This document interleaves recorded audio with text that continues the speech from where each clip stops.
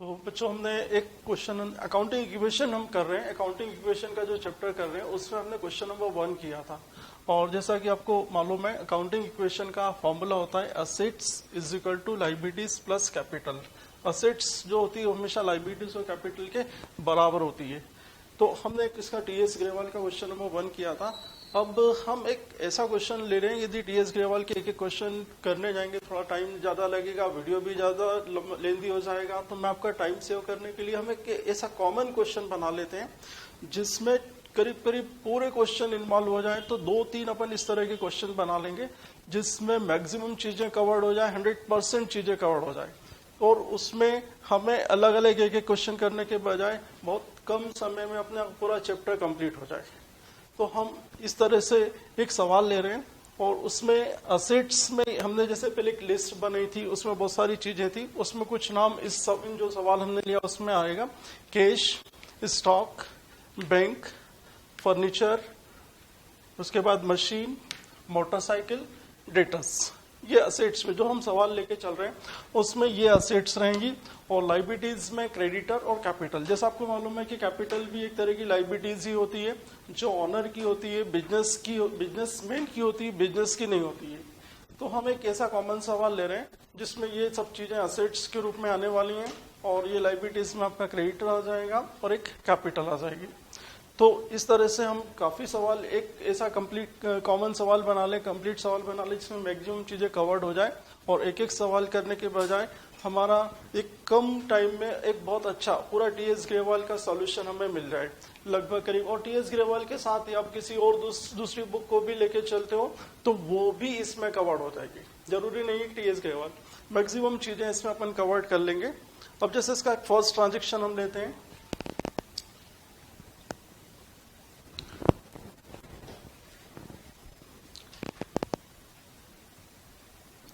Mr. D started business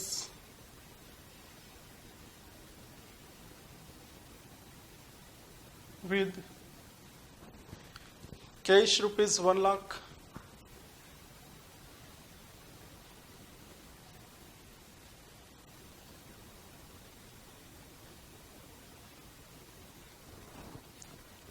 and goods rupees 60,000.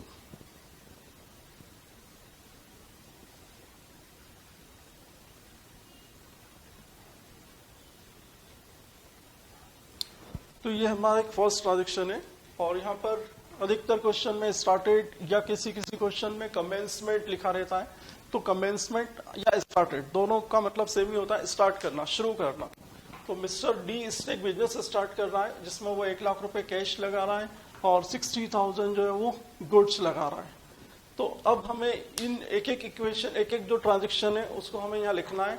हम चाहें तो इस ट्रांजेक्शन को पूरा नोट कर सकते हैं या फिर ट्रांजेक्शन का सीरियल नंबर डाल सकते हैं। यदि आपके पास जगह हो तो आप ये ट्रांजेक्शन को शॉर्ट में यहाँ लिख सकते हैं, जैसे स्टार्टेड बिजनेस विद कैश या बिजनेस स्टार्टेड, ऐसा करके यहाँ पे लिख सकते हैं। और यदि आपके पास जगह कम हो तो आप उसका सीरियल नंबर डाल करके भी कर सकते हैं। तो जैसा कि हमारा ट्रांजेक्शन है, mister D started business with cash 1 lakh and good 60,000। यदि हम इसको यहाँ पे दिखाएं तो बिजनेस स्टार्ट कर रहे हैं, 1 लाख रुपए कैश आ रहा है। तो एक तो कैश में 1 लाख रुपए हम दिखाएंगे। जो गुड्स लगाया है उसको हम स्टॉक के नाम से दिखाएंगे। जब भी यहाँ पे आप गुड्स की बात करेंगे तो वो स्टॉक बन जाएगा। फिलहाल अभी जो हमारा ट्रांजेक्शन है उसमें बैंक नहीं है, उसकी जगह हम 0 लिख देंगे। फर्नीचर नहीं है फिलहाल। आगे जब हम ट्रांजेक्शन आएंगे उसमें ये सब चीजें भी आएंगी तो उसका नाम हमने पहले से लिख दिया है। जब हम पूरा कोई भी क्वेश्चन करेंगे तो सबसे पहले हमें क्या पूरा क्वेश्चन पढ़ के वो सब चीजें यहाँ पे नोट कर लेना है जो क्वेश्चन में आने वाली है। तो अभी हम जैसे करते जाएंगे तो आपको मालूम चलता जाएगा कि कौन कौन सी चीजें आने वाली। मैंने पहले से नोट कर दिया है, cash, stock, bank, furniture, machine, motorcycle, debtors, ये सब असेट्स हमारी सवाल में आने वाली है। जब आप कोई भी सवाल करें तो पूरा सवाल पढ़ लें और उसके हिसाब से इन असेट्स के नाम पहले से ही डाल दें। तो अभी जो हमने किया उसमें कैश 1 लाख रुपए लगाया, इस गुड्स 60,000 का जो स्टॉक बन जाएगा। बाकी चीजें बैंक में और कोई भी पैसा नहीं है हमारे पास, फर्नीचर नहीं है, कोई मशीन नहीं है, मोटरसाइकिल अभी नहीं है, डेटर भी नहीं है, क्रेडिटर भी फिलहाल नहीं है। और जैसा कि आपको शुरू में बताया गया था, जो भी पैसा हम बिजनेस में इन्वेस्ट करते हैं, बिजनेसमैन जो पैसा बिजनेस में लगाता है वो उसकी कैपिटल होती है। तो ये जो 1 लाख रुपया कैश और 60,000 का जो गुड्स उसने लगाया, ये उसकी कैपिटल हो जाएगी, यानी कि इसकी टोटल कैपिटल विल बी 1,60,000। ये इसकी टोटल कैपिटल रहेगी। तो जो हमारा फर्स्ट ट्रांजेक्शन है उसको जब हम यहाँ पे दिखाएंगे तो कैश में 1 लाख, इस गुड्स को स्टॉक के नाम से, बाकी चीजें जैसे जैसे हम आगे ट्रांजेक्शन करते जाएंगे वो चीजें आती जाएंगी, और जो भी बिजनेस में स्टार्ट किया हुआ जो भी लगाया वो उसकी कैपिटल हो जाएगी, जिसको हम कैपिटल में दिखा देंगे। बाकी चीजें भी आएंगी तब लिखेंगे, उसके लिए भी हम केवल 0 लिखेंगे। यदि आप चाहें तो इसकी जगह भी छोड़ सकते हैं और चाहें तो ऐसा लिख सकते हैं। सेकंड ट्रांजेक्शन इसमें हमारे पास आ रहा है, open a bank account by depositing rupees 20,000 out of cash.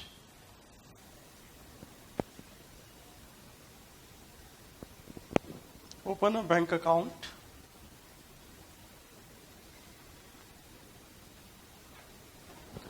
by depositing rupees 20,000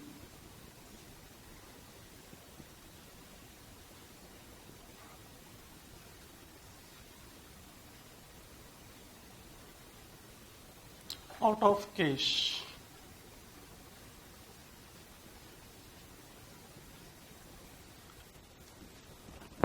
तो ये जो सेकंड ट्रांजेक्शन है हमारा, open a bank account by depositing rupees 20,000 out of cash.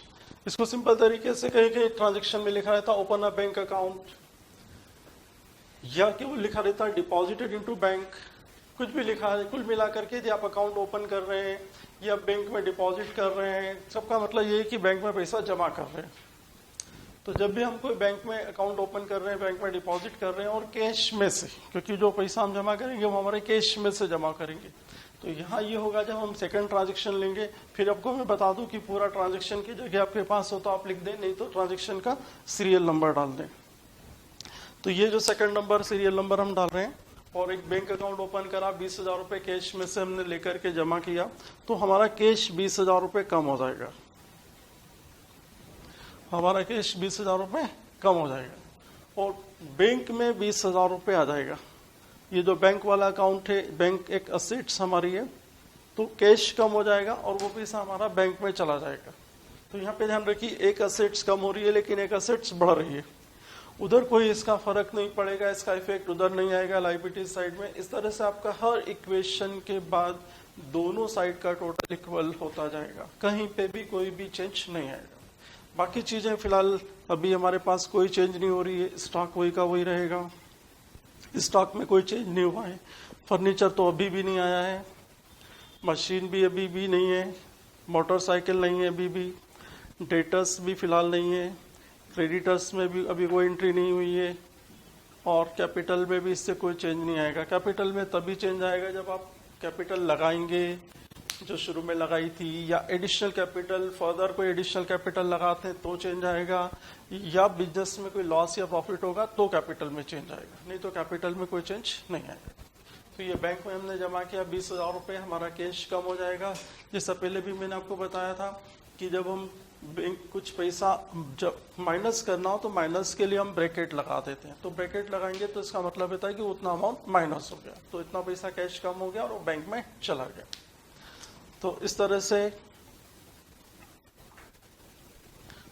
ये जैसे शुरू में पहले भी आपको मैंने बताया था कि फर्स्ट क्वेश्चन जब हमने टीएस ग्रेवाल का किया था, तो ये शुरू में 2 ट्रांजेक्शन के बाद टोटल लगाएंगे, उसके बाद एक एक ट्रांजेक्शन लिखेंगे और टोटल लगाते जाएंगे। हमेशा टोटल लगाने के लिए हमें 2 अमाउंट चाहिए, तो ये 2 अमाउंट है। इसमें 1 लाख रुपए में से 20,000 रुपए हमने बैंक में डाल दिया। अब हमारे पास कैश इन हैंड है केवल 80,000। स्टॉक हमारे पास है अभी भी 60,000, वही का वही, कोई चेंज नहीं हुआ है।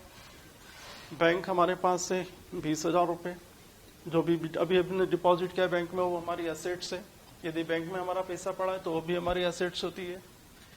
फर्नीचर अभी कुछ नहीं आया बिजनेस में, मशीन नहीं है, मोटरसाइकिल नहीं है, डेटर्स फिलहाल नहीं है, क्रेडिटर्स में भी कुछ भी नहीं हुआ, और कैपिटल हमारी अभी भी 1,60,000 है।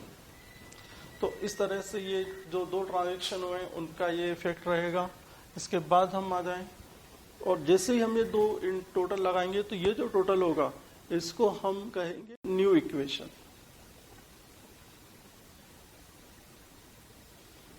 इसको बोलेंगे न्यू इक्वेशन। और अब एक थर्ड ट्रांजैक्शन ले लेते हैं हम।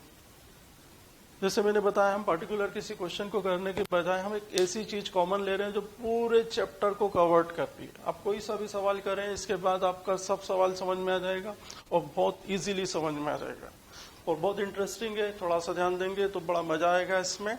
और इसके बाद एक है bought goods from messrs Son and company for ₹10,000। Third transaction हम ले रहे हैं, बॉट गुड्स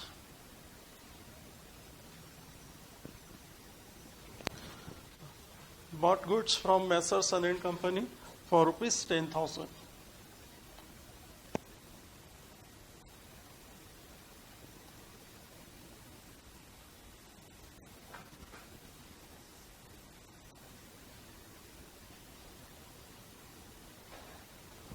तो हमने सन एंड कंपनी से गुड्स को खरीदा। बॉट गुड्स, बॉट की जगह कहीं पे आपको परचेज लिखा हुआ मिलेगा, purchase goods from messrs Son and company for ₹10,000। तो ये गुड्स खरीदा हमने सन एंड कंपनी से। जैसा कि पहले हमने कुछ टर्मिनोलॉजीज पढ़ी थी, कुछ टर्म्स पढ़ी थी, तो हमने देखा था कि जब हम कोई चीज खरीदते हैं जिससे, और जब तक हम उसको पेमेंट नहीं करते हैं, ही विल कॉल्ड डेटर्स, वो हमारा डेटर्स कहलाता है। तो ये जो है जिसको क्रेडिटर्स कहलाता है, जिससे हम गुड्स खरीदते हैं वो हमारा क्रेडिटर्स होता है। अब यहाँ पे ये नहीं लिखा हुआ है कि हमने गुड्स नकद में खरीदा, कहीं नहीं लिखा हुआ कैश में खरीदा, तो इसलिए माना जाएगा कि हमने गुड्स जो खरीदा वो उधार खरीदा। तो जब भी हम गुड्स खरीदेंगे और उधार खरीदेंगे तो उसमें हमारी लायबिलिटी आ जाएगी क्रेडिटर्स। जब भी कोई चीज हम उधार खरीदेंगे तो हमारी लायबिलिटीज बढ़ जाएगी, क्योंकि अब हमें इन फ्यूचर उसको पेमेंट करना है। तो जब भी आप गुड्स खरीदें तो उसका पहला इफेक्ट तो ये होगा, थर्ड ट्रांजैक्शन हम कर रहे हैं, कैश में कोई चेंज नहीं आएगा फर्स्ट तो, क्योंकि पेमेंट नहीं किया। गुड्स खरीदने में आपने भी कोई पेमेंट नहीं किया। हाँ, गुड्स खरीदा तो अब आपका स्टॉक बढ़ गया। पहले आपके पास 60,000 का स्टॉक था, 10,000 का आपने और खरीद लिया, तो टोटल आपके पास स्टॉक 10,000 से और बढ़ जाएगा। यहाँ पे ध्यान रखिए कि बैंक में कुछ भी नहीं हुआ, क्योंकि इस ट्रांजैक्शन से बैंक में कोई चेंज हुआ था, तो बैंक का बैलेंस कोई बढ़ा ना कम हुआ। फर्नीचर पे आ जाए तो फर्नीचर में भी तो कोई एंट्री नहीं है, मशीन अभी नहीं आई है, तो अभी हम सबको जब तक कुछ नहीं होगा हम उसको 0-0 चलने दें। और मोटरसाइकिल अभी नहीं है, डेटर्स नहीं है, और जिससे हम गुड्स उधार खरीदते हैं वो हमारी लायबिलिटीज बन जाती है, क्रेडिटर बन जाते हैं। हम उसको लायबिलिटीज साइड में दिखाएंगे, क्रेडिटर्स के नाम से दिखाएंगे। तो ये 10,000 रुपए है, ये हमारे क्रेडिटर्स हो जाएंगे। लेकिन कैपिटल में फिलहाल कोई चेंज नहीं, कोई प्रॉफिट नहीं हुआ है, कोई लॉस नहीं हुआ है। जब तक कि कोई प्रॉफिट या लॉस नहीं होता है, कैपिटल में कोई चेंज नहीं होता है, या कैपिटल आप निकालते नहीं है बिजनेस से, तो या फिर और एडिशनल कैपिटल नहीं लगाएंगे, तब तक कैपिटल में कोई चेंज नहीं होता। तो गुड्स खरीदा है, स्टॉक बढ़ गया, और उधार खरीदा है तो उसकी लायबिलिटी बढ़ गई हमारी, जिससे भी हम उधार खरीदते हैं वो हमारे क्रेडिटर्स होते जाते हैं। यहाँ पे ध्यान रखिए कि हमें इनका नाम लिखने की जरूरत नहीं है, सन एंड कंपनी का नाम नहीं लिखना है। जिससे भी खरीदोगे, मोहन से खरीदोगे, राम से खरीदोगे, वो सब क्रेडिटर्स की लिस्ट में आ जाएंगे। उनको इंडिविजुअली अलग अलग नेम वाइज नहीं दिखाना है। और फिर हमारे पास दो अमाउंट हो गए, जैसे यहाँ पे 2 अमाउंट थे, टोटल लगा दिया। अब फिर ये वाला अमाउंट और ये अमाउंट, 2 अमाउंट हो गए, फिर एक टोटल लगा देंगे हम।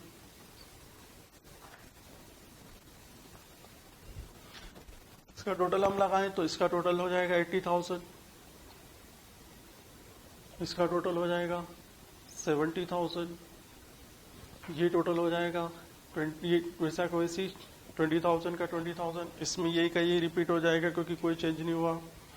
फिलहाल फर्नीचर में भी कोई चेंज नहीं आया है, मशीन में कोई चेंज नहीं आया है, मोटरसाइकिल अभी कुछ भी नहीं आई है, डेटर्स भी कुछ भी चेंज नहीं हुआ, डेटर्स में अभी तक कोई अमाउंट नहीं आया है। लेकिन हाँ, अब एक नई क्रेडिटर्स आ गए, जो पहले 0-0 चल रहे थे, अब क्रेडिटर्स आ गए। लेकिन कैपिटल फिलहाल वही की वही 1,60,000।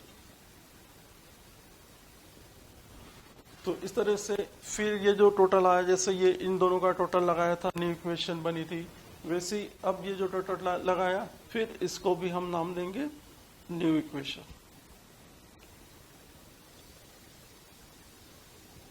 नेक्स्ट ट्रांजेक्शन ले लेते हैं हम अबाउट गुड्स के बाद। यहाँ पे ध्यान रखिए, यदि इस ट्रांजेक्शन को हम इस तरह से लिखें, एक ट्रांजेक्शन और इसमें हम ऐड कर लेते हैं,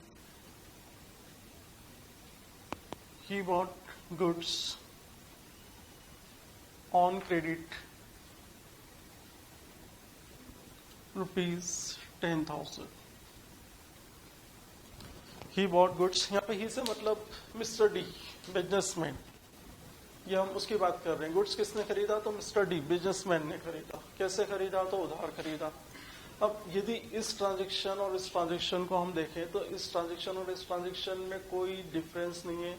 यहाँ पर भी उधार खरीदा था, यहाँ भी उधार खरीदा है। तो यदि ऐसा भी लिखा हुआ आए बुक में तो आपको एंट्री यही बनाना है, स्टॉक में 10,000 ऐड करना है और क्रेडिटर्स में भी 10,000 ऐड करना है। इसमें कोई चेंज नहीं आएगा। तो मैं आपको दोनों तरह से बता दूं कि यदि क्वेश्चन में ये लाइन आए तो भी वैसे ही लिखना है और ये वाली लाइन आए तो भी वैसे ही लिखना है। मतलब ये यदि बनाएंगे, इसकी एंट्री भी बनाएंगे तो ये की यही बनेगी। तो इसलिए मैं आपको बना रहा हूँ, मैं केवल समझा रहा हूँ कि ये दोनों सेम ही है। यदि इसको भी लिखेंगे तो भी इस तरह से लिखना है। तो ये इस तरह से 3 ट्रांजेक्शन हमारे कंप्लीट हो गए। इसके बाद हम नेक्स्ट ट्रांजेक्शन भी नोट करते जाएंगे आप, है ना। हम नेक्स्ट ट्रांजेक्शन पे आ रहे हैं, इसको मैं साफ कर रहा हूँ, अच्छे से नोट कर लेंगे आप इसको।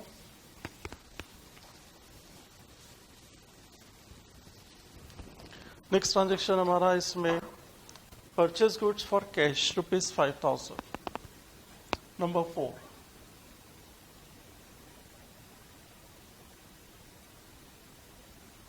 Purchase goods for cash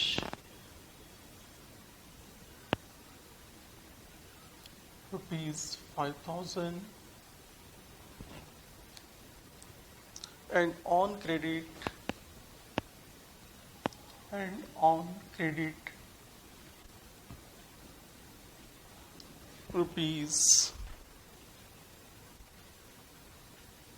₹2,000। अब यहाँ भी गुड्स खरीद रहे हैं हम, यहाँ भी गुड्स, लेकिन गुड्स यहाँ पे 2 तरह से खरीद रहे हैं। कैश में 5,000 रुपए का गुड्स कैश में खरीद रहे हैं और 2,000 रुपए का गुड्स वही उधार खरीद रहे हैं, क्रेडिट में खरीद रहे हैं। तो अब इसके पहले भी हमने खरीदा था लेकिन केवल उधार खरीदा था, इसमें फिर खरीदा लेकिन इसमें नगद भी खरीद रहे हैं और उधार भी खरीद रहे हैं। तो गुड्स तो हमारे पास आ रहा है। तो ये जो नंबर 4 ट्रांजेक्शन हम यहाँ पे ले रहे हैं, तो अब गुड्स हमारे पास और आ गया, स्टॉक फिर बढ़ गया हमारे पास। तो जो कैश में खरीदा है वो भी और जो क्रेडिट में खरीदा वो भी, टोटल गुड्स हमारे पास 7,000 रुपए का आ गया। तो हम गुड्स में 7,000 रुपए ऐड कर देंगे। लेकिन अब बाकी चीजों में क्या इफेक्ट होगा? तो बाकी चीज, जब हमने 5,000 का गुड्स कैश में खरीदा, मतलब इतना कैश हमने दिया, तो कैश में से 5,000 रुपए कम हो जाएंगे क्योंकि इतना नगद खरीदा, कैश खरीद लिया, इतना कैश हमारा कम हो जाएगा। अब रही बात 2,000 का उधार भी खरीदा है, तो वो जब भी गुड्स उधार खरीदेंगे तो हमारे क्रेडिटर्स बढ़ते जाएंगे। जैसे इसके पहले वाले जो ट्रांजैक्शन था उसमें भी उधार खरीदा था तो क्रेडिटर आ गए थे, फिर ये 2,000 का उधार और खरीद लिया तो फिर क्रेडिटर बढ़ गए, लाइबिलिटीज बढ़ गई। जैसे हम कुछ उधार खरीदते हैं तो हमारी लाइबिलिटीज, हमारे ऑब्लिगेशंस, हमारी रिस्पॉन्सिबिलिटीज बढ़ती जाएंगी क्योंकि हमें इन फ्यूचर उसका पेमेंट करना है। तो अब यहाँ पे एक नई चीज हो गई कि कैश में भी खरीद रहे हैं और क्रेडिट में भी खरीद रहे हैं। टोटल स्टॉक हमारे पास 7,000 का आया, 5,000 रुपये कैश में से कम हो गया जो कि दे दिया हमने, नगद खरीद लिया इसलिए, और 2,000 रुपये बाद में देंगे जो हमारी लाइबिलिटीज रहेगी उसको हम क्रेडिटर्स में ऐड कर देंगे। बाकी के जो भी अकाउंट है उनमें इसमें कोई चेंज नहीं आएगा, तो फिर सबके नीचे हम 0 लिख देंगे।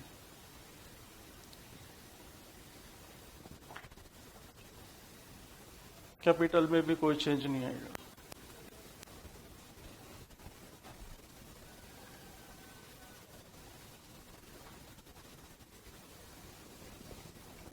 और फिर ये 2 अमाउंट हमारे पास आ गए, हम इनका फिर टोटल लगा देंगे।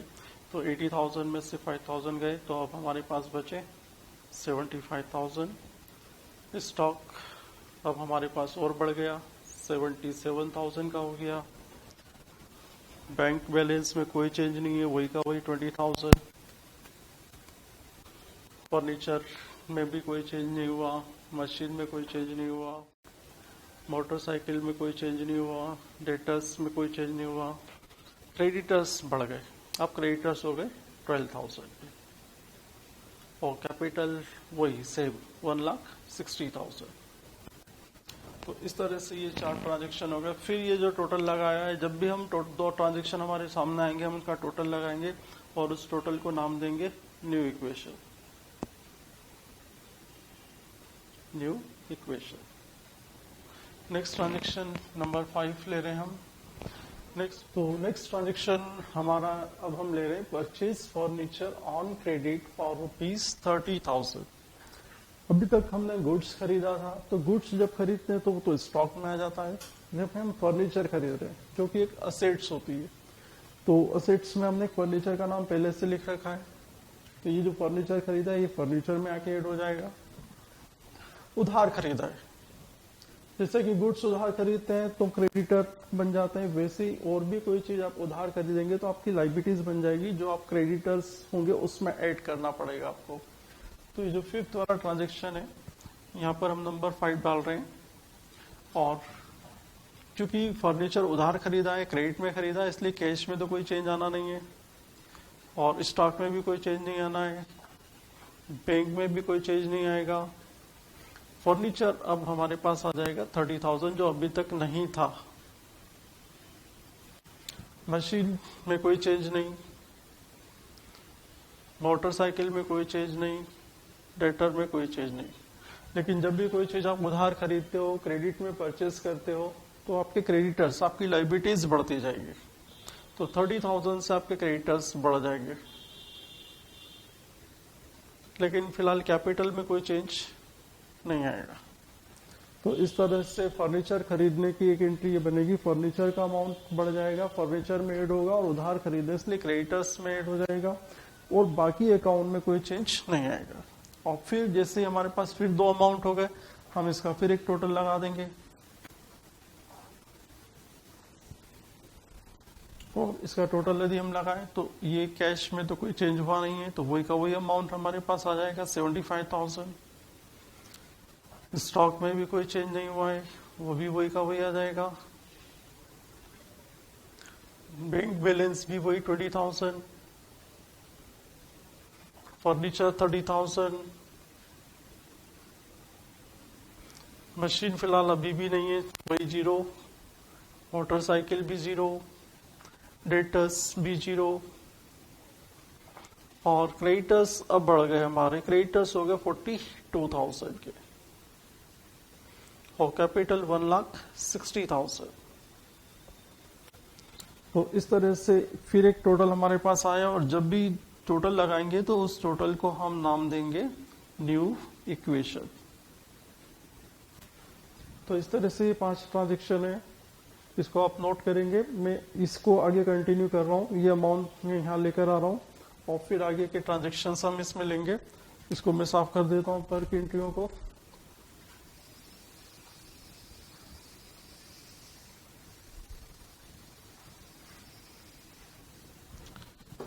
तो ये जो कैश है वो कैश के सामने ले आते हैं हम 75,000। स्टॉक को स्टॉक के सामने रख देते लाके। जब आप अपने रजिस्टर में करेंगे तो उसको कंटिन्यू करते जाएंगे, है ना। आपके रजिस्टर में काफी जगह रहेगी, आप उसको लाइन से चलने देंगे। और एक ऐसा अपन कॉमन क्वेश्चन ले रहे हैं जिसमें सब कभी भी आप कोई सा भी क्वेश्चन करने जाएंगे, आपके सब क्वेश्चन आपको समझ में आ जाएंगे और बहुत इजीली समझ में आ जाएंगे। फर्नीचर आ जाएंगे 30,000 के, मशीन फिलहाल 0 ही है, 0 और मोटरसाइकिल भी 0 है, डेटर्स में भी कोई चेंज नहीं आया अभी तक और क्रेडिटर्स यही हम रिपीट कर रहे हैं क्योंकि हमारे पास नीचे बोर्ड में जगह नहीं है, इसलिए हम ये चीजों को रिपीट करके इसके आगे कंटिन्यू क्वेश्चन को बढ़ाएंगे। और कैपिटल 1,60,000। इस तरह से ये 5 ट्रांजेक्शन हमारे कंप्लीट हो गए। एक 6 ट्रांजेक्शन हम इसमें लेते हैं और 6 ट्रांजेक्शन हमारा है he purchase furniture for ₹20,000। He purchased furniture for ₹20,000।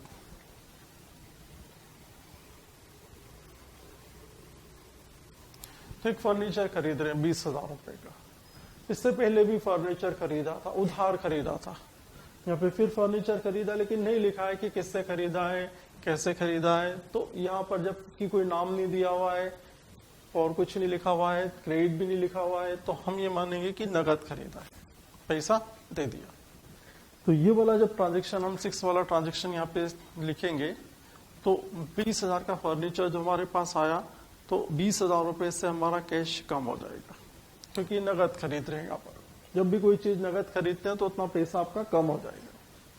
Bank stock में कोई चेंज नहीं आएगा, बैंक में कोई चेंज नहीं आएगा। लेकिन और फर्नीचर खरीदने से पहले, हमने इससे पहले 30,000 का फर्नीचर खरीदा था और 20,000 का 20,000 का और खरीद लिया, तो इसमें 20,000 और ऐड कर देंगे। मशीन फिलहाल कुछ भी नहीं है, मोटरसाइकिल नहीं है, डेटर्स नहीं है, क्रेडिटर्स में कोई चेंज नहीं हुआ, कैपिटल में कोई चेंज नहीं हुआ। एक असेट्स कैश कम हो गई, एक असेट्स फर्नीचर बढ़ गई। हमेशा हर ट्रांजैक्शन के बाद दोनों साइड के टोटल आपके सेम रहेंगे, उसमें चेंज नहीं आएगा। तो ये 6 वाले के बाद हम टोटल लगाएंगे तो 75,000 में से 20,000 कम हो जाएगा, तो हमारे पास अब कैश का बैलेंस रहेगा 55,000। स्टॉक में कोई चेंज नहीं है, वही का वही रिपीट हो जाएगा 77,000। बैंक वही का वही 20,000, furniture 50,000, machine 0, motorcycle 0, debtors 0, creditors 42,000 और कैपिटल 1,60,000। और फिर ये टोटल जब हमने लगाया 6 ट्रांजेक्शन के बाद, इसको फिर हम नाम देंगे न्यू इक्वेशन। नेक्स्ट ट्रांजेक्शन हम इसमें ले रहे हैं 7 नंबर। मैं आपको बता दूं कि हम 10-15 ट्रांजेक्शन ऐसे ले रहे हैं जो पूरे चैप्टर में काफी हर सवाल में है। तो आप कोई भी सवाल जब इनके बात करेंगे तो आपको समझ में आ जाएगा, लेकिन इतना बड़ा सवाल नहीं रहेगा कोई भी कि बहुत 10-15 ट्रांजेक्शन रहे हैं। यहाँ पर हम एक कंप्लीट सवाल कर रहे हैं, इसलिए बड़ा लगेगा, है ना। तो जब आप सवाल करेंगे तो आपको छोटे छोटे सवाल ही मिलेंगे, 5-5, 7-7 ट्रांजेक्शन रहेंगे, इजीली आप कर सकेंगे। तो ये हम कंप्लीट क्वेश्चन करने की कोशिश कर रहे हैं। तो जो हमारा नेक्स्ट ट्रांजेक्शन 7 नंबर है, purchase machinery for cash ₹20,000। Purchase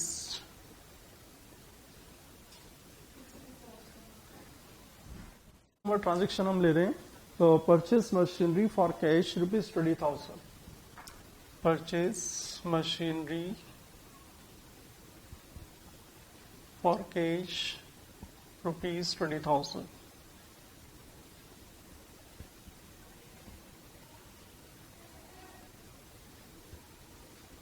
तो यहाँ हम मशीन खरीद रहे हैं, मतलब एक असेट्स और हमारी अब बढ़ जाएगी, जो हमने लिस्ट में पहले ही नाम लिख दिया। जब आप क्वेश्चन करेंगे तो पूरा क्वेश्चन पहले पढ़ लेंगे और उसके हिसाब से पहले ही नाम लिख देंगे, ताकि आपको बाद में जगह की प्रॉब्लम ना हो। तो एक मशीन खरीद रहे हैं और ये भी कैश में खरीद रहे हैं।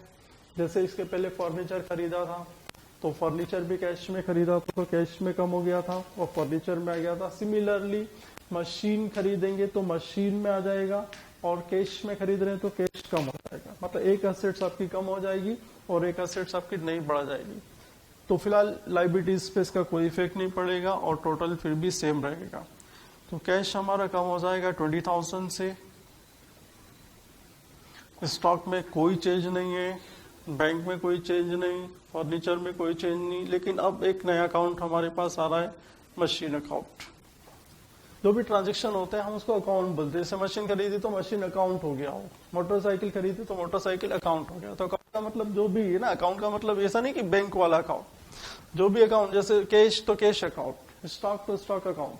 तो जो भी यहाँ पे हर चीज का एक अकाउंट होता है अकाउंट्स में, तो ध्यान रखिए ना, अकाउंट का मतलब हर चीज जो भी आप ट्रांजेक्शन कर रहे हैं उसमें कहीं ना कहीं एक अकाउंट आपका आएगा, कहीं ना कहीं 1 या 2 अकाउंट पे उसके इफेक्ट पड़ते ही पड़ते हैं।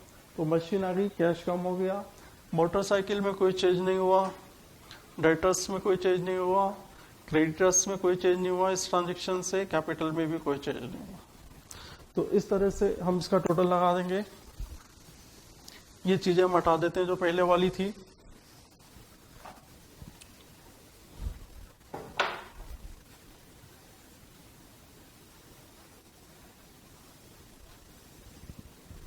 तो इस तरह से हमारे पास अब कैश बचा 20,000 कमाने के बाद, और स्टॉक 77,000, बैंक 20,000, फर्नीचर 50,000 का जिसमें कोई चेंज नहीं हुआ, मशीन 20,000, मोटरसाइकिल 0, डेटर्स 0, क्रेडिटर्स 42,000 और कैपिटल 1,60,000। फिर ये टोटल जो हमने लगाया इसको हम नाम देंगे न्यू इक्वेशन। और नेक्स्ट ट्रांजेक्शन हमारा आ रहा है नंबर 8। नंबर 8 बता रहा है डेप्रीशिएशन ऑन मशीनरी ₹22,000। डेप्रीशिएशन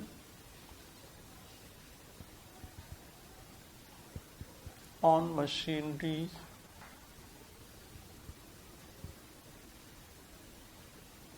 ₹2,000।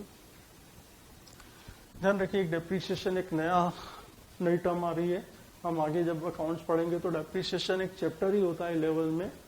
जब हम कोई असेट्स को रेगुलरली कंटिन्यूसली उसका यूज करते रहते हैं तो उसकी जो वैल्यू धीरे धीरे कम होती जाती है, दैट इज कॉल्ड डेप्रीशिएशन। तो यहाँ पर जो हमने मशीन खरीदी थी यूज करने से उसकी वैल्यू जो कम हुई 2,000 रुपए, तो इस तरह से मशीन की वैल्यू 2,000 रुपए से कम हुई। अब ये ध्यान रखिए कि डेप्रीशिएशन जो है वो मशीन की वैल्यू को कम कर रहा है। यहाँ पर हमें ये एक लॉस हो रहा है, मशीन की वैल्यू कम हो रही है, लेकिन यहाँ पे ध्यान रखना है कि ये लॉस नॉन कैश है, इसमें हमें कैश नहीं देना पड़ रहा है। तो यहाँ पे ध्यान रखिए इसका कैश पे तो कोई फर्क नहीं पड़ेगा, आपकी मशीन जो है वो 2,000 रुपए से कम हो जाएगी। दूसरा इफेक्ट इसका ये होगा क्योंकि दोनों साइड सेम होना चाहिए, कोई एक चीज बढ़ रही है तो दूसरी भी बढ़ेगी, या कोई कम हो रही है तो दूसरी भी कम होगी। तो यहाँ पर हमें ध्यान रखना है कि इसका दूसरा इफेक्ट क्या होगा कि कोई भी लॉस होता है या कोई भी प्रॉफिट होता है या कोई भी एक्सपेंसेस या इनकम होने से आपकी कैपिटल में चेंज आ जाता है। तो जैसे हमने डेप्रीशिएशन लगाया तो एक असेट्स हमारी मशीन 2,000 रुपए से कम हो जाएगी, साथ ही साथ जो लॉस हो रहा है उसकी वजह से हमारी कैपिटल भी 2,000 रुपए से कम हो जाएगी। तो जब भी कोई लॉस होता है तो सीधा उसका इफेक्ट ये होगा कि आपकी कैपिटल कम हो जाएगी, और प्रॉफिट होता है तो आपकी कैपिटल बढ़ जाएगी। तो इसका इफेक्ट ये होगा, कैश में तो कोई इफेक्ट होना नहीं है इसका, क्योंकि कैश ट्रांजेक्शन नहीं है ये। डेप्रीशिएशन नॉन कैश ट्रांजेक्शन होता है। स्टॉक में कोई चेंज नहीं, बैंक में कोई चेंज नहीं, फर्नीचर में कोई चेंज नहीं, लेकिन मशीन 2,000 रुपए से कम हो जाएगी।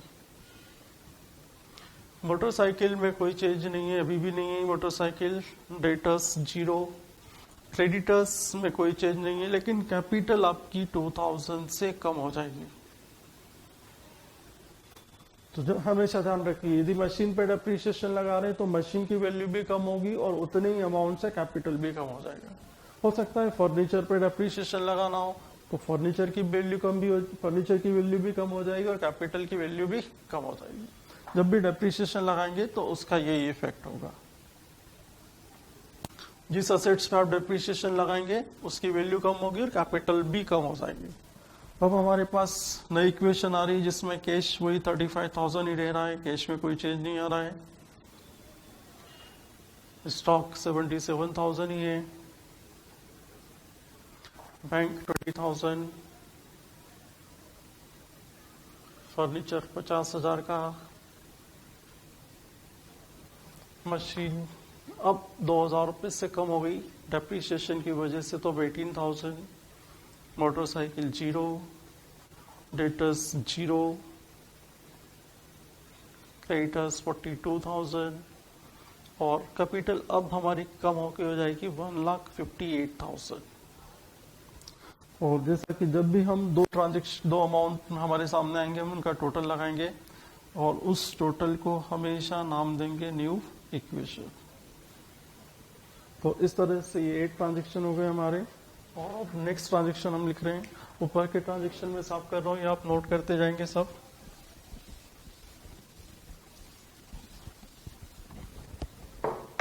तो हम आ रहे हैं 9 ट्रांजेक्शन पे, transaction number 9। Transaction number 9 says bought motorcycle for personal use rupees 5,000.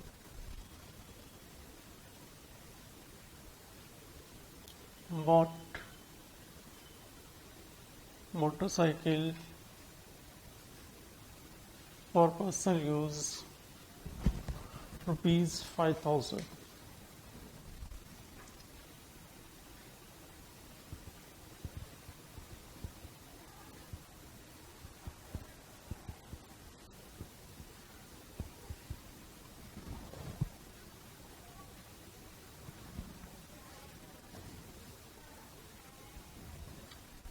Similar एक ट्रांजेक्शन और हम बनाते हैं, इसके और में bought refrigerator for personal use rupees 5,000।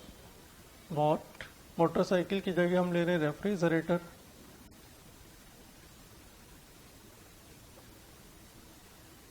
For personal use के लिए ही ले लें, और रुपीज इसका भी 5,000 रुपये, 5,000। इसी ट्रांजेक्शन को हम एक और ले लेते हैं, ये कॉमन है, थोड़ा सा सब चीजों में एक सिमिलरिटी है, मैं आपको बताता हूँ कैसे सिमिलरिटी है। Mister D withdrew from business rupees 5,000। Mister D withdrew from business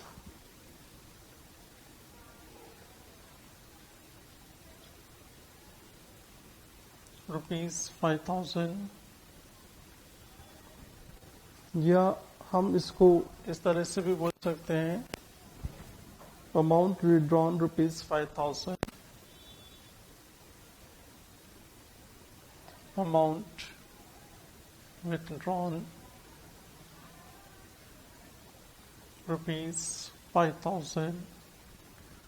अब इन चारों ट्रांजेक्शन में क्या सिमिलरिटी है, उसका क्या इफेक्ट होगा, तो इनका सेम इफेक्ट होगा, इसलिए मैं सबको एक साथ समझाने की कोशिश कर रहा हूँ। Motorcycle for personal use, motorcycle personal use के लिए खरीदी। शुरू में हमने समझा था कि जब भी हम पर्सनल यूज के लिए, प्राइवेट यूज के लिए या डोमेस्टिक यूज के लिए बिजनेस में से कुछ अमाउंट निकालते हैं तो वो हमारा ड्राइंग्स होता है, एंड ड्राइंग्स रिड्यूसेस कैपिटल, और ड्राइंग्स आपकी कैपिटल को रिड्यूस करता है। तो ये जो हमने पर्सनल यूज के लिए मोटरसाइकिल खरीदी है, तो यहाँ पर ध्यान रखना है कि ये पर्सनल यूज के लिए खरीदी, यहाँ पर ये मोटरसाइकिल वाला जो अकाउंट है इसमें ये मोटरसाइकिल नहीं आएगी, क्योंकि बिजनेस के लिए नहीं खरीदी। जब बिजनेस के लिए खरीदेंगे तो ही यहाँ पर असेट्स की लिस्ट में उनको हम दिखाएंगे। तो ये मोटरसाइकिल जो है ये लिस्ट में ये बिजनेस वाली है, लेकिन ये मोटरसाइकिल कौन सी है, जो हमने पर्सनल यूज के लिए। अब आप अमाउंट पे नहीं जाएंगे कि 5,000 की कौन सी मोटरसाइकिल आती है, हम तो एक सवाल कर रहे हैं, है ना, इसलिए अमाउंट इसका कोई भी आप चेंज करके भी ले सकते हैं। इसी तरह से रेफ्रिजरेटर भी खरीदा पर्सनल यूज के लिए, तो ये भी ड्राइंग्स हो गया, ये भी पर्सनल यूज के लिए खरीदा, बिजनेस के लिए नहीं खरीद रहे हैं। तो जब भी पर्सनल यूज के लिए कोई एसेट्स आप खरीदते हैं तो वो आपका ड्राइंग हो जाता है, और ड्राइंग हमेशा आपके कैपिटल को कम करता है। Mister D withdrew from business, यहाँ पर भी ये 5,000 रुपए बिजनेस से निकाले, तो ये भी ड्राइंग हुआ। और अमाउंट विड्रॉन रुपीज 5,000, तो 5,000 रुपए का अमाउंट हमने विड्रॉ किया, तो इसका मतलब भी यही हुआ कि पर्सनल यूज के लिए निकाला। तो कुल मिलाकर के ये सब ट्रांजेक्शन सिमिलर है, इनमें अमाउंट भी हमने सेम लिया है। एक ही बार हम इसको शो कर दें, जब आप अलग अलग क्वेश्चन करने जाएंगे तो उसको अलग अलग तरीके से मैंने एक ही बार में बताने की कोशिश की है कि इनका इफेक्ट क्या होगा। तो हम इन चारों का एक ही इफेक्ट देंगे, लेकिन जैसे 4 ट्रांजेक्शन हो तो 4 बार देना पड़ेगा, लेकिन चारों का रिजल्ट सेम ही है, तो हम एक ही बार हम उसको दिखा देंगे। ये हमने कोशिश की कि अलग अलग सवालों से लेकर के और एक ही ट्रांजेक्शन बना लिया उसको, तो इसका इफेक्ट होगा, एक तो 5,000 रुपए से आपका कैश कम हो जाएगा, और दूसरा 5,000 रुपए से आपकी कैपिटल भी कम हो जाएगी। ये सब ड्राइंग से, आपने पर्सनल यूज के लिए मोटरसाइकिल खरीदी, या पर्सनल यूज के लिए रेफ्रिजरेटर खरीदा, या बिजनेस से 5,000 रुपए निकाले, या अमाउंट विड्रॉन किया, कुल मिलाकर के सबका मीनिंग ये है कि ये ड्राइंग्स है, और ड्राइंग्स आपके कैपिटल को कम करता है हमेशा, और जितना अमाउंट आपने निकाला है उतना अमाउंट आपका कैश भी कम हो जाएगा। 5,000 की मोटरसाइकिल खरीदी बिजनेस तो 5,000 से कैश कम हो जाएगा। रेफ्रिजरेटर खरीदा तो भी 5,000 से कैश कम हो जाएगा। या ऐसे डायरेक्ट कैश निकाल लिया मिस्टर डी यहाँ पे बिजनेसमैन है, और या ऐसे निकाला, तो कुल मिला करके सबका मतलब एक ही है कि आपका कैश कम होगा और उतने अमाउंट से कैपिटल भी कम होगा। हम इनको अभी एक ही बार दिखा रहे हैं, लेकिन यदि किसी क्वेश्चन में ये तीनों चारों चीजें आती है तो आप उनको चारों को दिखाएंगे। हम तो केवल अभी इसको कॉमनली समझ रहे हैं कि इनका रिजल्ट क्या, इसका इफेक्ट क्या होगा। तो कैश भी हमारा 5,000 से कम हो जाएगा और कैपिटल भी 5,000 से कम हो जाएगी।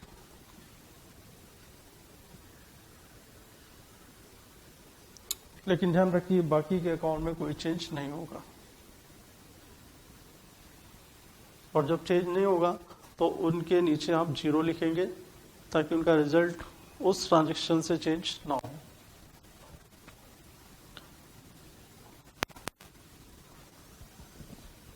और इस तरह से अब हमारे पास कैश बचा 30,000,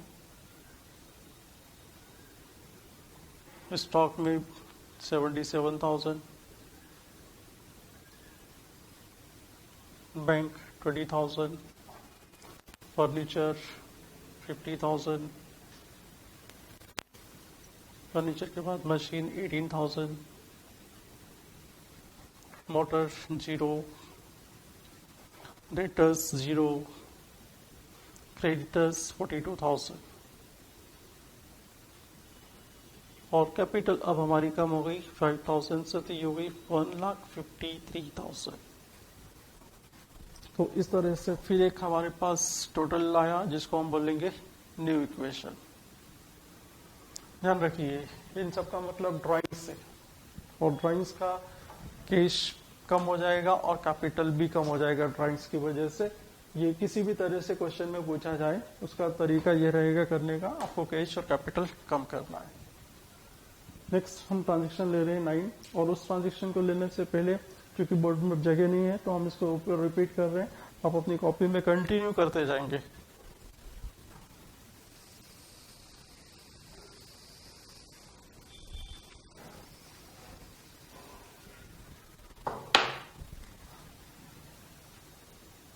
तो ये कैश उठा के लिए आते हैं हम 30,000,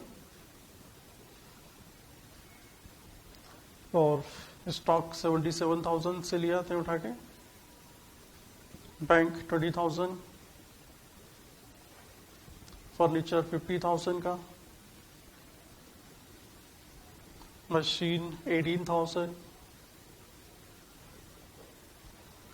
मोटरसाइकिल अभी नहीं है फिलहाल, वो मोटरसाइकिल खरीदी लेकिन बिजनेस के लिए नहीं खरीदी, पर्सनल यूज के लिए। यहाँ पर ये असेट्स वो है जो बिजनेस वाली असेट्स है, वो बिजनेस वाली असेट्स नहीं, इसलिए मोटरसाइकिल में उसकी अभी कोई नाम नहीं आएगा। Creditors 42,000, capital 1,53,000। तो ये जो न्यू इक्वेशन है हमारी, हम इसको यहाँ पे ले आते हैं, और नेक्स्ट ट्रांजेक्शन हम नंबर 10 लिखेंगे। और उससे पहले मैं ये आप नोट करते जाएंगे, मैं इस पर साफ कर देता हूँ।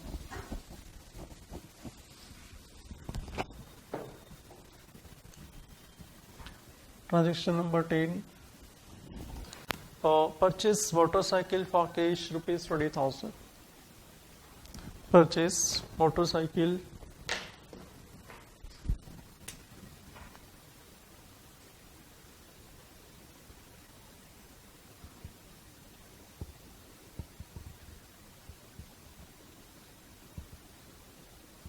purchase motorcycle for cash ₹20,000। अब इससे पहले भी हमने एक मोटरसाइकिल खरीदी थी, लेकिन वो पर्सनल यूज के लिए खरीदी थी। यहाँ भी मोटरसाइकिल खरीद रहे, लेकिन यहाँ नहीं लिखा हुआ कि पर्सनल यूज के लिए खरीदी, इसका मतलब ये बिजनेस के लिए खरीदी। तो अब मोटरसाइकिल बिजनेस में हम दिखाएंगे। ये जो मोटरसाइकिल है 20,000 का, उसमें हम यहाँ पे 20,000, और चूंकि कैश में खरीद रहे हैं तो मोटरसाइकिल आई लेकिन कैश कम हो गया, कैश में से उतना अमाउंट माइनस कर दो, और बाकी चीजों में आपका कोई चेंज नहीं आएगा, उनको आप 0 ही चलने देंगे। डेटर्स भी 0, क्रेडिटर्स भी 0, मतलब इनमें कोई चेंज नहीं हुआ। जब चेंज होगा तभी अमाउंट लिखेंगे, नहीं तो जिनमें चेंज नहीं हुआ उनकी जगह 0 लिखते जाएंगे। तो ये नंबर 10 वाला ट्रांजैक्शन हमने लिया, जिसमें एक मोटरसाइकिल हमने खरीदी, लेकिन पर्सनल यूज के लिए नहीं खरीदी। ध्यान रखिए यहाँ पे नहीं लिखा हुआ पर्सनल यूज, बिजनेस के लिए खरीदी है। तो हम बिजनेस की एसेट्स में इसको दिखाएंगे और इस तरह से फिर एक टोटल लगाएंगे हम 30,000 और 20,000 उसमें से कम हो गया। तो अब हमारे पास कैश बचा 10,000 का, स्टॉक 77,000 के, बैंक 20,000 का, फर्नीचर 50,000, मशीन 18,000, मोटर 20,000। मोटरसाइकिल के बाद आ जाएं डेटर्स 0, क्रेडिटर्स 42,000 और कैपिटल 1,53,000। और फिर इस टोटल को फिर हम कहेंगे न्यू इक्वेशन। नेक्स्ट ट्रांजेक्शन लेते हैं हम नंबर 11 और नंबर 11 है नेक्स्ट हमारा transaction sold goods to Mohan costing ₹20,000 for ₹25,000। Sold goods to Mohan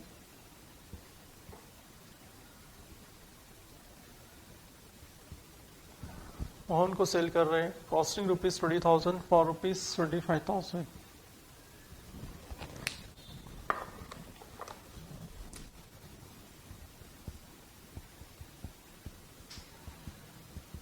costing ₹20,000 और ₹25,000। तो सोल्ड कर रहे हैं, गुड सोल्ड कर रहे हैं किसको? मोहन को, जिसकी कॉस्ट 20,000 है लेकिन सेल कर रहे हैं 25,000 रुपये। तो यहाँ पर हम ध्यान रखेंगे, पहले हम नीचे बोर्ड को जगह कर लें। ये 10 ट्रांजेक्शन के बाद यहाँ पर हम 11 वाले ट्रांजेक्शन पे आ रहे हैं। तो जब हम गुड्स सोल्ड करेंगे तो हमारा स्टॉक कम हो जाएगा, पहला तो। दूसरी चीज 20,000 की कॉस्ट का गुड्स हम 25,000 में बेच रहे हैं, इसका मतलब 5,000 रुपए जो ज्यादा ले रहे हैं वो हमारा प्रॉफिट है। और जब भी कोई ट्रांजेक्शन होता है जिसमें प्रॉफिट होता है तो वो हमारी कैपिटल को बढ़ाएगा। तो प्रॉफिट हो तो कैपिटल को बढ़ाएगा और लॉस होगा तो कैपिटल को कम कर देगा। तो एक तो स्टॉक हमारा 20,000 से कम हो जाएगा क्योंकि इस 20,000 का स्टॉक हमने सेल कर दिया, तो स्टॉक में से तो 20,000 कम हो जाएंगे, स्टॉक में से 20,000 कम हो जाएंगे। लेकिन अब दूसरा इफेक्ट क्या होगा? तो जिसको हम सेल कर रहे हैं मोहन को, ये अभी कहीं लिखा नहीं कि कैश में सेल कर रहे, मतलब उधार बेच रहे। तो जब हम उधार बेचते हैं, जिस व्यक्ति को क्रेडिट में सेल करते हैं, तो वो हमारा डेटर बन जाता है। तो ये 25,000 हमें मोहन से लेना है, मोहन से लेना है, ध्यान रखिए लेना है, इसलिए वो हमारी एसेट्स है। जब हम उधार बेचते हैं किसी को तो उससे पैसे लेते हैं इसलिए वो असेट्स। लेकिन जब हम उधार खरीदते हैं तो उस समय हमें उसको पेमेंट करना पड़ता है, तो वो हमारी लाइबिलिटीज होती है, क्रेडिटर होता है। तो यहाँ पर ध्यान रखिए कि मोहन से हमें पेमेंट लेना है, आज नहीं तो कल वो हमें देगा, बाद में कभी भी देगा, महीने में, 15 दिन में, 10 दिन में। तो जब तक वो पेमेंट नहीं करता तब तक हम उसको डेटर्स की लिस्ट में दिखाएंगे।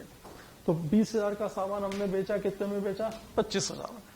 तो 25,000 रुपए हम मोहन से लेंगे, लेकिन हमारा सामान कितने का गया? 20,000 का। तो इसका मतलब हुआ कि हमें 5,000 रुपए का प्रॉफिट हुआ, और जो प्रॉफिट हुआ वो हम कैपिटल में ऐड कर देंगे। तो 20,000 का सामान गया, 25,000 में बेचा, 5,000 का प्रॉफिट कैपिटल में ऐड कर दिया। बाकी चीजों में कोई फर्क नहीं हुआ, बाकी चीजें एज इट इज चलती जाएंगी, तो उनको हम 0 लिखेंगे और वही का वही अमाउंट नीचे रिपीट हो जाएगा।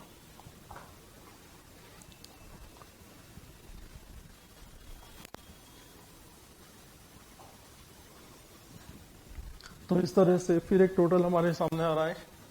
कैश 10,000 का 10,000 ही रहेगा, उसमें चेंज नहीं हुआ। स्टॉक हमारा 57,000 हो जाएगा कम होके। बैंक बैलेंस 20,000,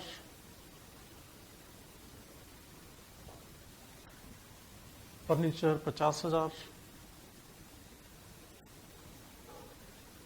मशीन 18,000 और मोटरसाइकिल 20,000 और डेटर्स 25,000। इधर आ जाएं तो creditors 42,000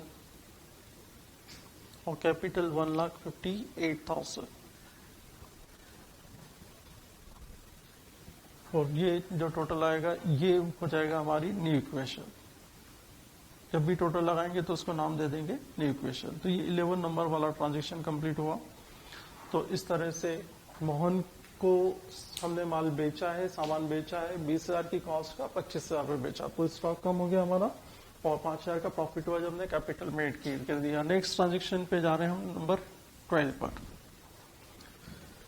sold goods to Sohan, यहाँ पे सोहन को सेल कर रहे हैं। सोल्ड गुड्स टू सोहन, पहले मोहन को बेचा था, अब सोहन को। सोल्ड गुड्स टू मोहन की जगह नाम आ जाएगा Sohan, costing rupees 1800 for rupees 1500। अब यहाँ पे ध्यान रखिए कि अब जो सोहन को हमने गुड्स बेचा उसकी कॉस्ट 1800 है और बेचा 1500 में। तो यहाँ ऊपर तो 20,000 की कॉस्ट का गुड्स हमने 25,000 में बेचा था, लेकिन यहाँ हो गया कि 18,000 की कॉस्ट है, 18,000 में हमें आया है और हमने बेच कितने में दिया 1500। तो यहाँ प्रॉफिट नहीं हुआ, यहाँ पे हमें 300 का लॉस हो गया। तो ध्यान रखिए ना, जब कॉस्ट से ज्यादा में बेचेंगे तो प्रॉफिट होगा, लेकिन कॉस्ट से कम में बेच देंगे तो प्रॉफिट नहीं होगा, लॉस होगा। जब प्रॉफिट होगा तो वो कैपिटल को बढ़ाएगा, लेकिन लॉस हो जाएगा तो वो कैपिटल को कम कर देगा। तो यहाँ 300 का लॉस हो रहा है जो हमारी कैपिटल को कम कर देगा। तो 300 हम कैपिटल में से माइनस कर देंगे। तो जब भी माइनस करना हो तो ऐसा ब्रैकेट में लिख देंगे तो समझ में आ जाएगा कि वो माइनस कर रहे हैं। स्टॉक हमारे पास से कम हो जाएगा। जब भी हम कुछ सामान बेचेंगे तो हमारा स्टॉक कम होता जाएगा। और फिर जब भी बेचेंगे, जैसे मोहन को बेचा, अभी पेमेंट नहीं मिला, वो हमारा डेटर, वैसे सोहन को बेचा तो ये भी जब तक पेमेंट नहीं करेगा तो ये भी हमारा डेटर बन जाएगा। तो डेटर्स में हमें 1500 ऐड करना है। जब भी किसी को हम उधार बेचेंगे तो वो हमारा डेटर्स बन जाएगा, क्रेडिट में सेल करेंगे तो वो हमारा डेटर्स बन जाएगा। इस तरह से कैश में कोई चेंज नहीं आ रहा। ये ट्रांजैक्शन नंबर 12 लिया हमने। बैंक में कोई चेंज नहीं आ रहा है, फर्नीचर में भी कोई चेंज नहीं हुआ है, मशीन में कोई चेंज नहीं है, मोटरसाइकिल में कोई चेंज नहीं है, ना ही क्रेडिटर्स में चेंज। सिर्फ स्टॉक कम हो गया आपका, 1800 का सामान बेच दिया, डेटर्स 1500 से बढ़ गए, 300 रुपए का लॉस हुआ जो कैपिटल में से माइनस हो जाएगा। और इस तरह से हम इसका फिर टोटल लगाएंगे। तो now we have total cash rupees 10,000, stock 55,200, bank balance 20,000 का 20,000 ही है। फर्नीचर पे आ जाए तो 50,000, कोई चेंज नहीं। Machine 18,000, no change, same amount. Motorcycle 20,000 and debtors 26,500। Creditors same 42,000। 300 के लॉस से हमारी कैपिटल कम हो जाएगी, तो कैपिटल हमारी हो जाएगी 1,57,700, 300 लेस करने के बाद। और फिर ये टोटल जो हमने लगाया हर ट्रांजैक्शन के बाद, शुरू में 2 ट्रांजैक्शन के बाद में एक ट्रांजैक्शन के बाद टोटल लगता जाता है और ये टोटल हो जाएगा न्यू इक्वेशन। एक नेक्स्ट ट्रांजैक्शन पे हम आ जाएं नंबर 13। तो नंबर 13 पे जैसे हम आए तो नंबर 13 वाला ट्रांजैक्शन कहता है sold goods for cash costing rupees 3,000। Sold goods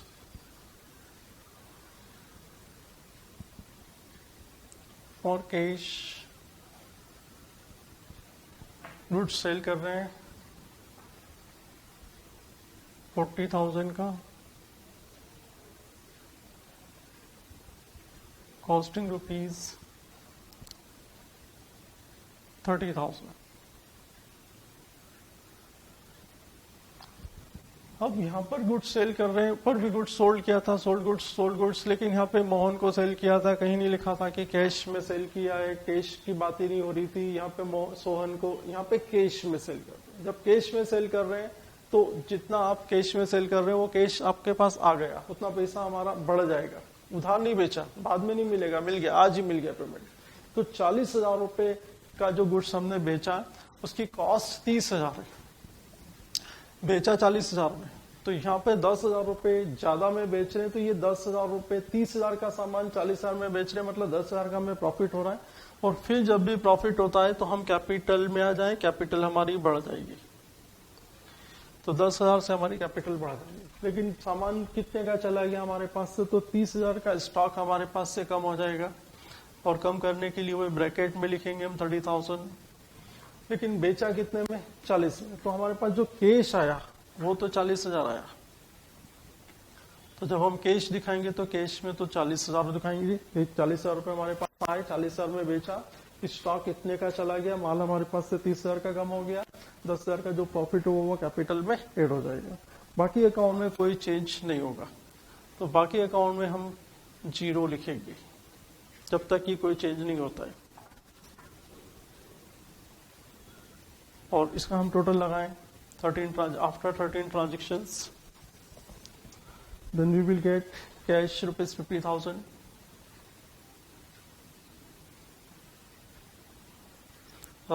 stock अब हमारे पास 30,000 का और बेच दिया हमने, तो स्टॉक बचा अब हमारे पास 25,200 का। बैंक बैलेंस 20,000 का, इसमें कोई चेंज नहीं है। Furniture same 50,000। फर्नीचर के बाद आ जाए तो मशीन में भी कोई चेंज नहीं आया, 18,000। मोटरसाइकिल पे आ जाए 20,000। ऑडिटर्स 26,500। Creditors 42,000 and capital 1,67,700।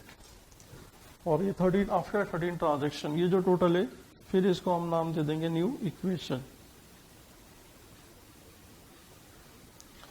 तो इस तरह से ये 13 ट्रांजेक्शन के बाद नेक्स्ट ट्रांजेक्शन हम लेते हैं 14, सैलरी पेड।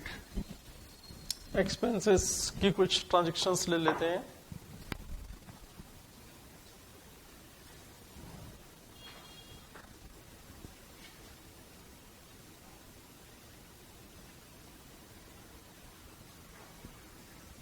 Salaries paid ₹2,000, या इसको इस तरह से लिखें, he paid rent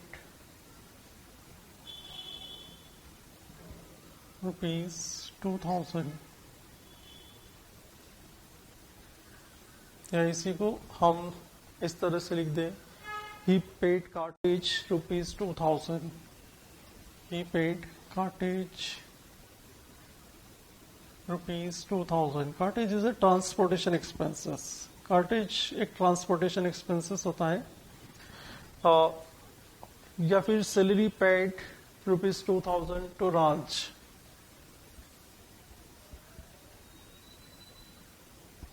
salary paid ₹2,000 to Raj. अब यहाँ पर हम इन सबको एक साथ ले रहे हैं, तो उसका मतलब इनका सबका एक ही रिजल्ट आएगा। उससे पहले हम थोड़ी सी यहाँ पे, क्योंकि यहाँ पर यहाँ तक आ गए हम 13 ट्रांजेक्शन में, अब हमारे पास जगह नहीं, तो इन ट्रांजेक्शन को हम यहाँ रिपीट करके और आगे के ट्रांजेक्शन कंटिन्यू करते हैं।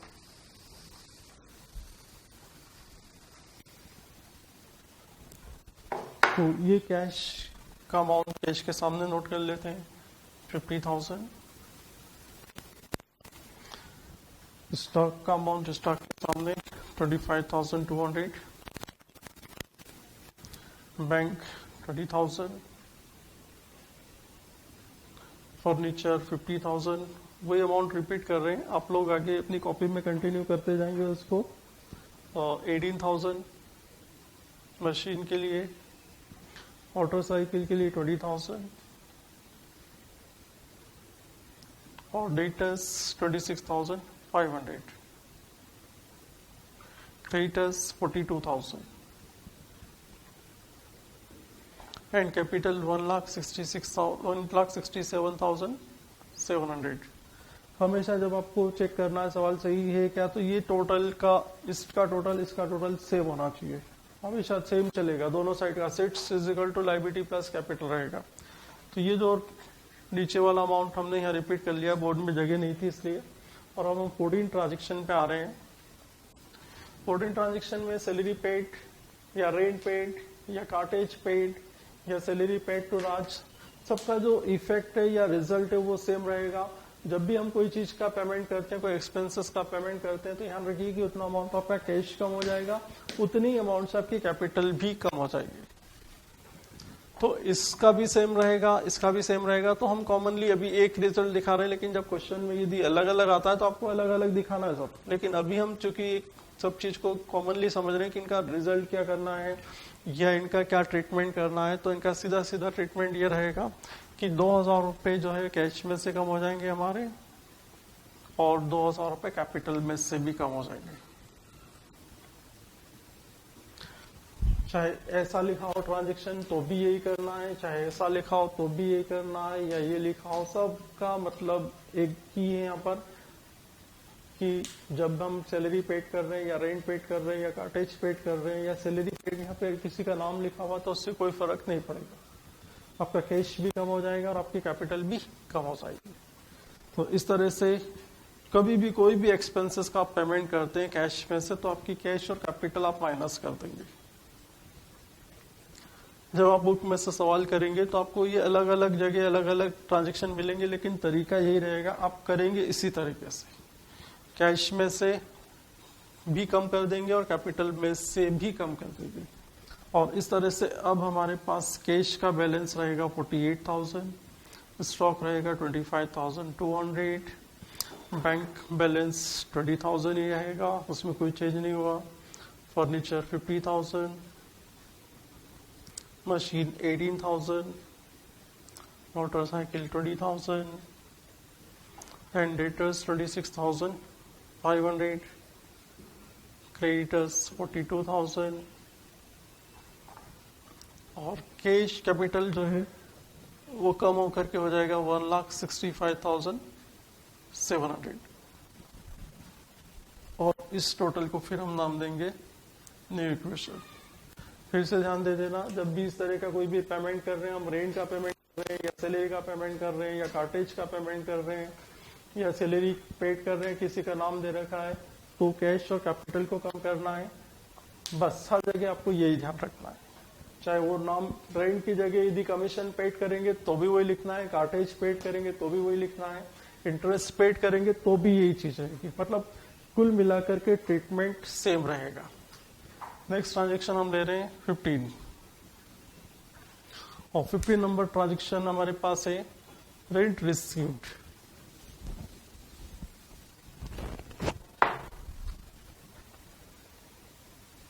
रेंट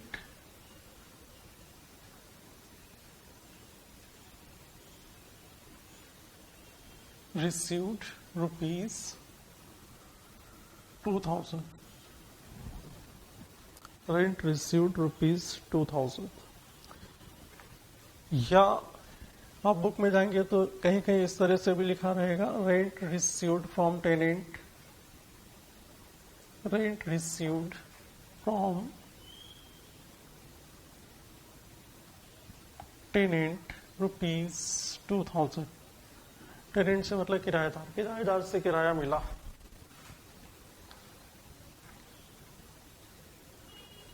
या इसको हम एक चीज और करके ले लें, commission received, commission received rupees 2,000। तो इस तरह से कोई सा भी ट्रांजेक्शन होता है, रेंट रिसीव्ड हुआ या रेंट रिसीव्ड फ्रॉम टेनेंट हुआ या कमीशन रिसीव्ड हुआ या इंटरेस्ट रिसीव्ड हुआ, कोई भी चीज आपकी आएगी तो वहां पे ध्यान रखना, ये जब रेंट रिसीव्ड हो रहा है, रेंट मिल रहा है, तो ये आपकी इनकम हो रही है। यहाँ भी रेंट मिल रहा है तो ये भी इनकम हो रही है, कमीशन मिल रहा है तो ये भी इनकम हो रही है। जब भी कोई इनकम होगी तो आपकी कैपिटल बढ़ जाएगी, जब भी कोई इनकम होगी तो आपकी कैपिटल बढ़ जाएगी, और उतना ही अमाउंट से आपका कैश भी बढ़ जाएगा। तो इस तरह से कोई सा भी ट्रांजेक्शन हो, आप उसको जब यहाँ पे क्वेश्चन में दिखाएंगे, सॉल्यूशन में दिखाएंगे, तो कैश में एक तो ऐड करना है आपको 2000 रुपए, और दूसरा इफेक्ट इसका सीधे आपकी कैपिटल भी बढ़ेगी तो वहां पर भी ऐड कर देना है 2000। एक कॉमन ट्रांजेक्शन ले लिए मैंने कि इस तरह से कोई भी आपको दिख रहा है तो आप उसका सेम ट्रीटमेंट करेंगे, इसका भी ट्रीटमेंट वही रहेगा तो इसका भी ट्रीटमेंट वही रहेगा, इसका भी ट्रीटमेंट। यहाँ पे ध्यान रखिए कि अमाउंट बदल जाते हैं तो अमाउंट आप बदल के लिख देंगे। यदि कमीशन का अमाउंट 2000 की जगह 5000 हो जाएगा तो 5000 लिख देना, लेकिन ट्रीटमेंट ये रहेगा, एक तो आपको कैश में ऐड करना है और दूसरा आपको कैपिटल में भी ऐड करना है। और इस तरह से बाकी चीजों में कोई चेंज नहीं है तो वो हम 00 लिख देंगे। और इस तरह से इनका फिर से टोटल लगाएंगे हम। हर एक ट्रांजेक्शन लिखने के बाद टोटल लगेगा, शुरू में 2 ट्रांजेक्शन के बाद में एक ट्रांजेक्शन के बाद टोटल लगाते जाएंगे। तो ये जो टोटल है, अब हमारे पास कैश हो गया 50,000 का, stock 25,200, bank 20,000, furniture 50,000, machine 18,000, motorcycle 20,000, debtors 26,500, creditors 42,000, capital 1,67,700। और फिर इसको हम नाम देंगे न्यू इक्वेशन, इसको हम नाम देंगे न्यू इक्वेशन। इसके बाद नेक्स्ट ट्रांजेक्शन 16 वाला हम ले रहे हैं, इसको साफ कर देते हैं, नोट करते जाएंगे आप। 16 ट्रांजेक्शन बोलता है paid cash to creditor ₹7,000, paid cash to creditors rupees, paid cash to creditors ₹7,000।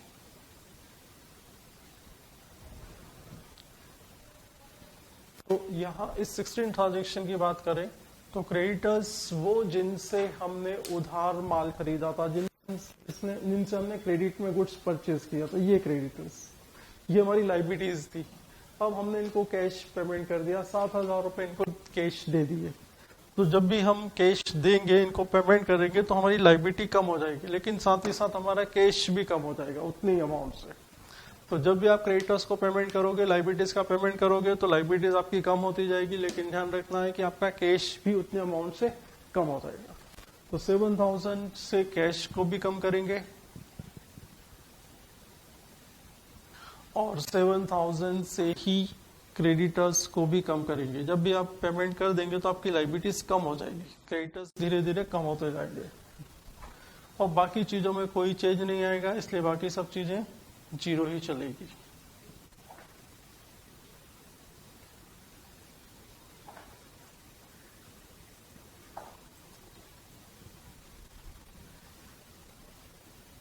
और इनका टोटल लगा देंगे। तो ध्यान रखिए, क्रेडिटर्स को पेमेंट किया है, कैश कम हो गया हमारा, 43,000 बचा कैश, लेकिन बाकी सब चीजें वही की वही रिपीट करना है। Stock 25,200, bank 20,000, furniture, machine 18,000, motorcycle 20,000, debtors 26,500 और क्रेडिटर्स 35,000 और कैपिटल 1,67,700। और इसको फिर टोटल के बाद हम इसको नाम देंगे न्यू इक्वेशन। हर टोटल के बाद, हर ट्रांजेक्शन के बाद एक टोटल होगा जिसको नाम देंगे न्यू इक्वेशन। नेक्स्ट ट्रांजेक्शन हमारा आ रहा है payment made to creditors ₹9,000।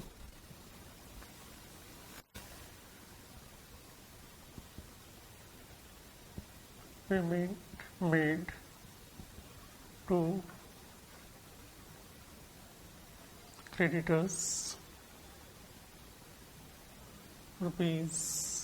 ₹9,000 in full settlement of ₹10,000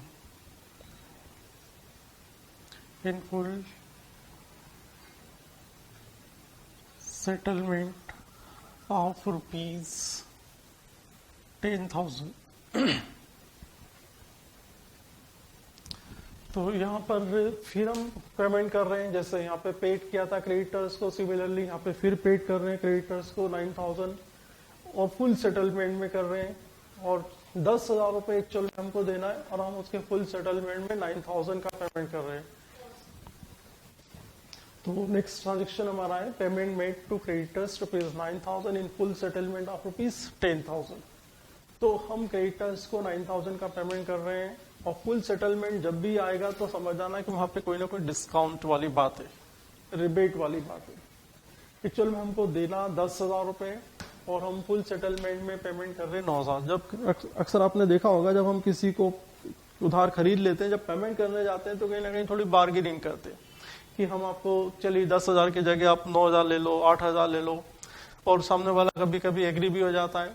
तो हमें एक्चुअल में देना कितना है 10,000, लेकिन हम दे कितना रहे 9,000 फुल सेटलमेंट में। तो ये हमारे को 10,000 की जगह 9,000 में हमारा काम हो गया, मतलब पेमेंट करना था 10,000 और दे रहे 9,000, तो 1,000 का फायदा हो गया, 1,000 का डिस्काउंट मिल गया हमें।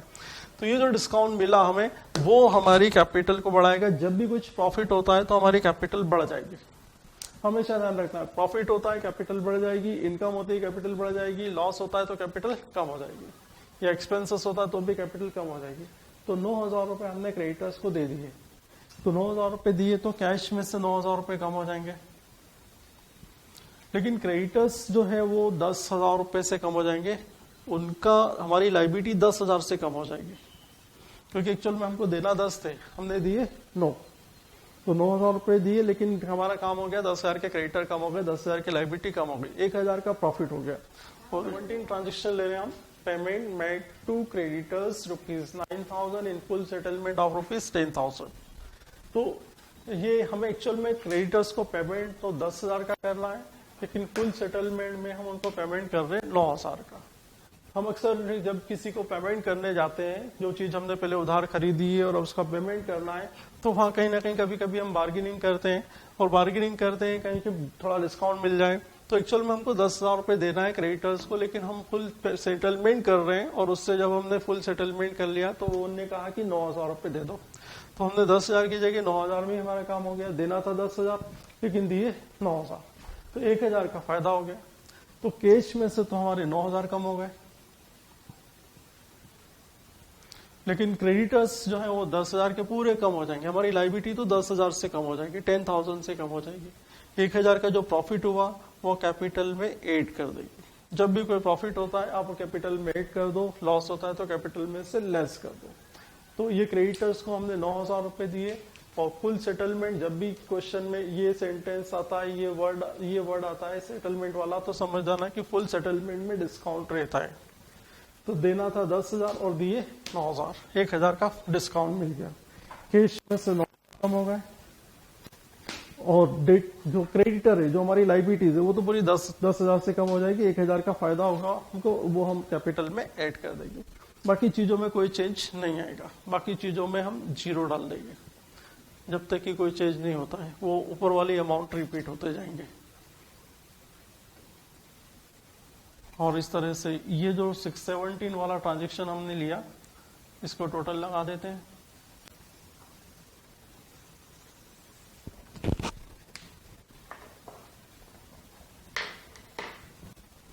और अब हमारे पास 43,000 में से 9,000 कम हो गया, तो कैश बचा हमारे पास 34,000 का, स्टॉक 25,200, बैंक वही 20,000 चल रहा है, फर्नीचर 50,000, मशीन 18,000, मोटरसाइकिल 20,000, डेटर्स 26,500 और क्रेडिटर्स 25,000। और एक लास्ट में कैपिटल अब हमारा हो गया 1,68,700। और फिर ये जो टोटल है इसको हम फिर से नाम देंगे न्यू इक्वेशन। तो ये जितने भी ट्रांजेक्शन हम ले रहे हैं ये एक क्वेश्चन में इतने ट्रांजेक्शन नहीं आएंगे, लेकिन हम एक कॉमन कर रहे हैं कि यदि आप कोई सा भी क्वेश्चन करने चाहें तो आपको क्वेश्चन कर सके। यदि इन ट्रांजेक्शन को आपने अच्छे से समझ लिया तो मैक्सिमम क्वेश्चन आप इजीली कर पाएंगे। एक लास्ट ट्रांजेक्शन हम इसमें और ले लेते हैं 18। Amount received from debtors ₹10,000।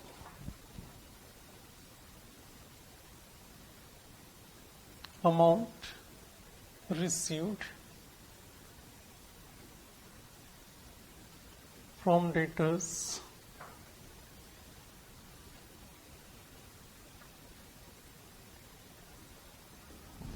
₹10,000।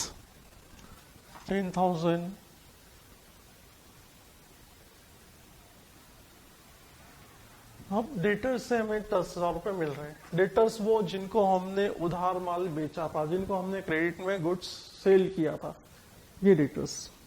अब ये ट्रांजेक्शन लिखने के लिए हम वापस से ये यहाँ के बाद इसी के आगे कंटिन्यू कर रहे हैं। इसको हम इधर नोट कर लेते हैं एक बार। फिर बताऊं मैं आपको इतना बड़ा क्वेश्चन नहीं आता है, ये बहुत सारे ट्रांजेक्शन लेकर हम कर रहे हैं ताकि आपको एक ही क्वेश्चन में बहुत सारी चीजें समझ में आ जाए। कैश 34,000, स्टॉक 25, ये रिपीट कर रहे हैं हम 25,200, bank 20,000, furniture 50,000, machine 18,000, motorcycle 20,000,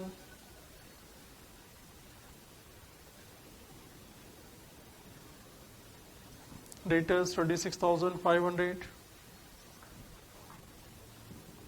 25,000, creditors के और कैपिटल 1,68,700। इसके आगे ये 17 के बाद हम ये 18 एक ट्रांजेक्शन जो भी हमने ऊपर लिखा उसको कंटिन्यू कर रहे हैं। Amount received from debtor ₹10,000। तो डेटर वो था जिनको हमने सेल किया था, उधार में माल बेचा था, उससे 10,000 रुपए हमें मिले। तो 10,000 मिले तो कैश हमारा 10,000 से बढ़ जाएगा, कैश हमारा 10,000 रुपए से बढ़ जाएगा। एक बार इस ट्रांजेक्शन को फिर हम पढ़ रहे हैं। Amount received from debtors ₹10,000। Debtors से 10,000 रुपए मिले। डेटर्स वो थे जिनको हमने उधार माल बेचा था, क्रेडिट में गुड्स सेल किया था। तो 10,000 रुपए हमें उनसे मिले। अब उन्होंने हमें पेमेंट कर दिया तो 10,000 रुपए हमारे पास कैश आ जाएगा। लेकिन अब जो हमारे डेटर हैं जिनसे हमें पेमेंट लेना था वो 10,000 रुपए से कम हो जाएंगे। जब जब वो हमें पेमेंट करते जाएंगे तो हमारे डेटर्स कम होते जाएंगे, लेकिन कैश बढ़ जाएगा। एक एसेट्स बढ़ जाएगी तो एक एसेट्स कम हो जाएगी, ताकि रिजल्ट सेम आए, जो टोटल आए वो दोनों साइड का सेम रहे। बाकी चीजों में कोई चेंज नहीं हो रहा है। क्रेडिटर्स में कोई चेंज नहीं होता है, इस ट्रांजेक्शन से कैपिटल में भी कोई चेंज नहीं होता। अब यहाँ पर जैसे हम जब क्रेडिटर को पेमेंट कर रहे थे तो लाइबिलिटीज कम हो रही थी और कैश भी कम हो रहा था, लेकिन डेटर से पेमेंट मिल रहा है तो कैश बढ़ रहा है और डेटर्स कम हो रहे हैं। जिनसे पैसा लेना है वो डेटर कम हो जाएंगे और उनकी जगह हमारा कैश बढ़ जाएगा। और इस तरह से इसका हम टोटल लगाएं तो अब हमारे पास जो टोटल आ रहा है, कैश का total 44,000, stock 35,200, bank 20,000, furniture 50,000, machine 18,000, motorcycle 20,000, debtors कम हो गए। अब पैसा मिल गया हमें, जैसे जैसे पैसा मिलता जाएगा डेटर्स कम होते जाएंगे। जब पूरा पैसा मिल जाएगा तो पूरे ही डेटर खत्म हो जाएंगे। क्रेडिटर्स 25,000, और कैपिटल 1,68,700 और इसको बोलेंगे न्यू इक्वेशन। और इस तरह से ये एक क्वेश्चन हमने बनाया जो कंप्लीट मैक्सिमम क्वेश्चन को कवर्ड करेगा। मतलब आप इससे आधे से ज्यादा सवाल आप इन ट्रांजेक्शन के बेस पे कर सकते हैं, इन ट्रांजेक्शन के बेस पे। हर सवाल में कुछ चीजें सिमिलर है जो कॉमन है, इसलिए हमने उनको अलग अलग एक एक सवाल ना करते हुए उसको कॉमन चीजों को एक बार लेकर के इस तरह से सवाल किया। जब आप इसका दोनों साइड का टोटल लगाएंगे तो टोटल दोनों साइड का सेम आएगा। मतलब इधर का टोटल यदि हम लगाएं 700, 8, 13, 1,93,700 और इधर का टोटल लगाएं 16, 36, 54, 94, 114, 139, 200 and 44, 193,700। एक बार फिर से चेक कर लेते हैं। 44, 69, 89, 1200,